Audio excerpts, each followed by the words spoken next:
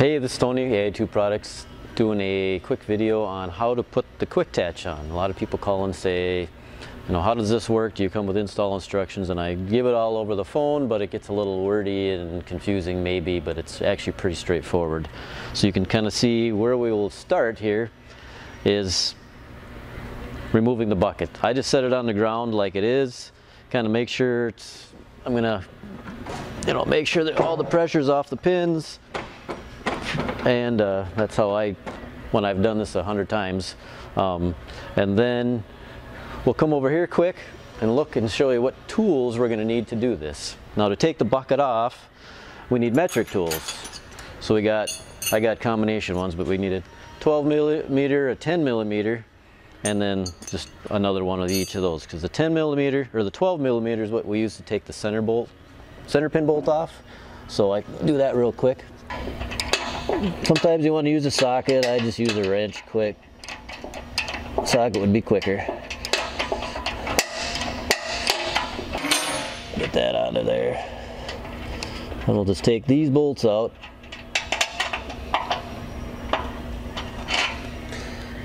And set them down here. And then just push this pin out. And just let that dangle.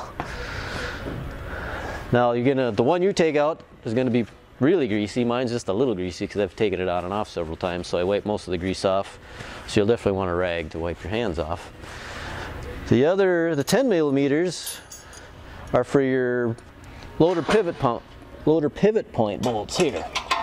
So we'll just take these, there's one on each side.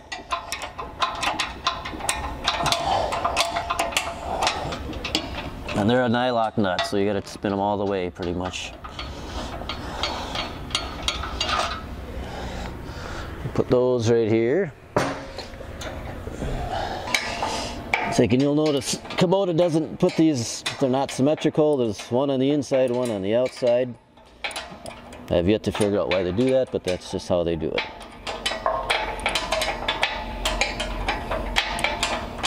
Okay, so those are out. The next thing we're going to do is push these little guys out. Well, now I'm going to have to fire this up because I got too much weight on them right now. So we'll fire it up quick. Just pull a little weight off them. It might, there we go. Could have been, if you're on a little bit uneven floor, you're going to get a little twist in the loader, so they may fight you just like I just did. So there, that's all it takes to get the bucket off, so we'll fire it up.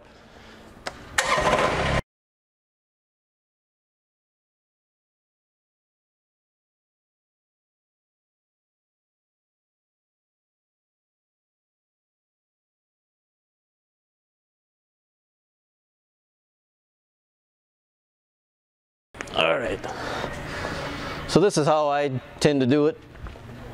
I'll lift it up like so. So you kind of got it at more of a, it's easier to handle because it's up at your waist. Pull this thing out of the way.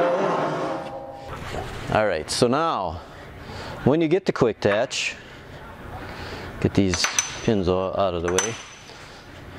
This is how it'll show up.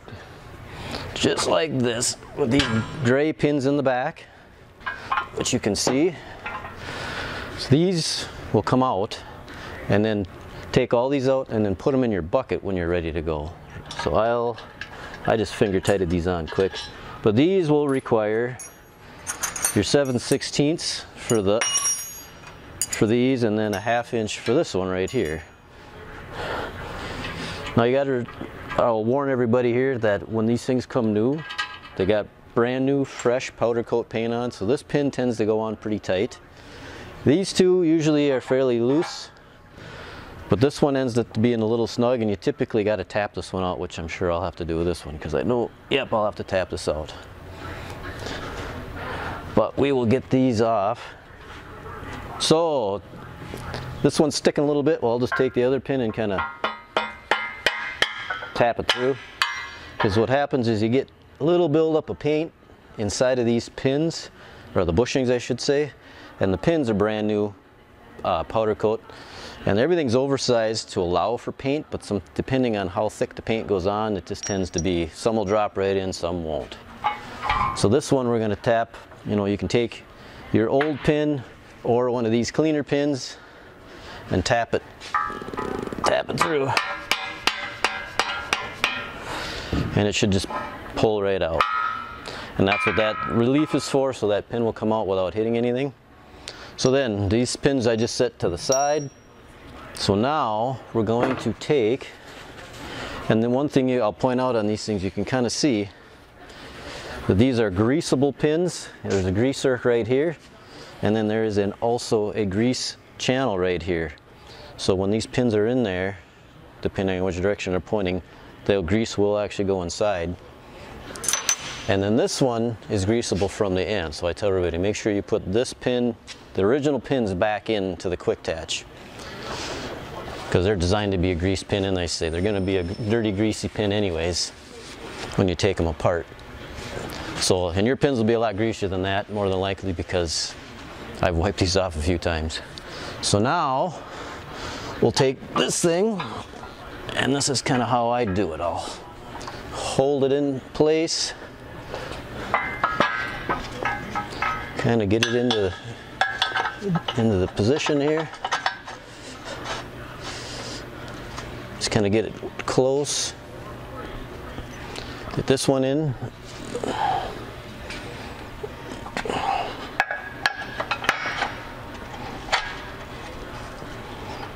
You want to try to line up your pinholes, because you got to shove the bolts pins back in. So that's why you'll take and use these same bolts that were in there and just shove them in until they drop through on both sides.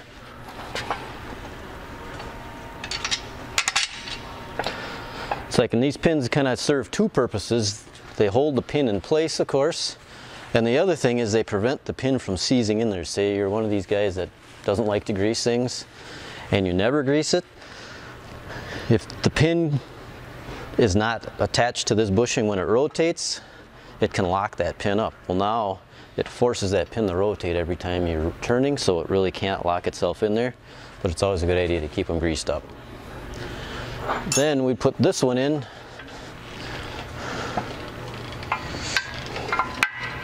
Same thing, and these original ones tend to go in a little easier because they don't have a thick coat of paint on them.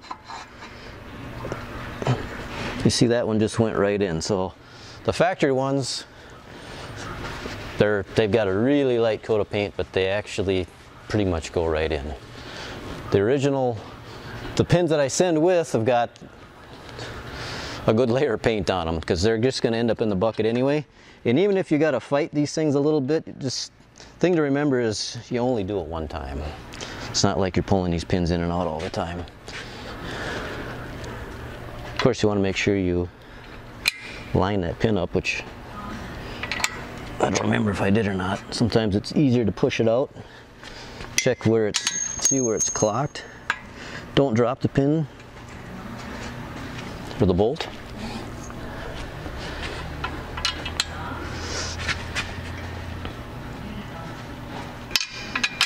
There we go. There. And then you sneak this little guy, the nylock nut, back in on the back side, which can be a little tricky at times. So there. That is basically the gist of it. I mean, obviously you'd go through and you tighten these things up as far as attaching that thing, and you're going to get a little grease and goop on it. That's fine. That is what it takes. It should only take you probably, 15, 20 minutes, depending on how much you got to fight pins, to put that on. But then we'll take these pins here, like I showed you. Those are the originals? These are the pins that were in the back of the Quick-Tach that we took out. So these will shove right in here. And these tend to go in pretty easy too. So then we'll tap these back into place. Oops. Drop your lock pin in, and we'll do that on both sides here.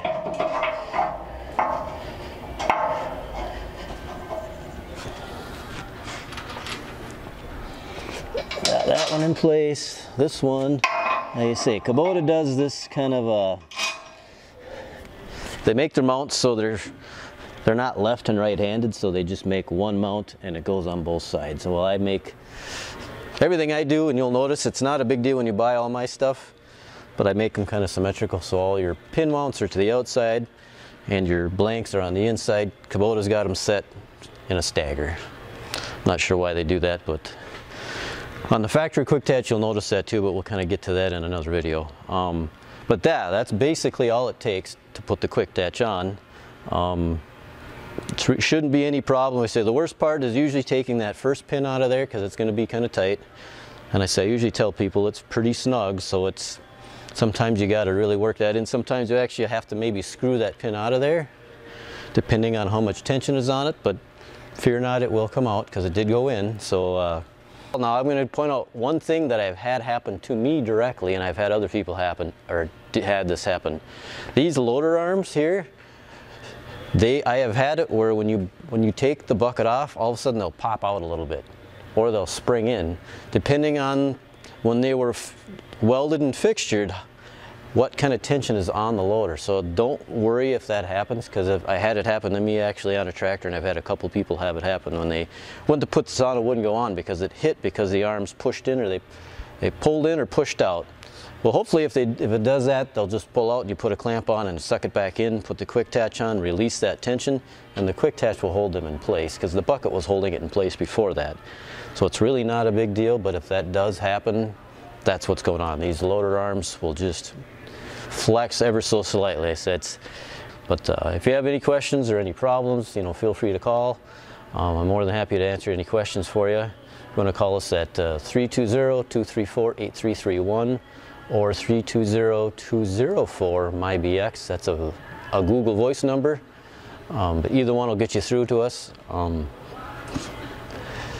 Yeah, that should cover it. Thank you.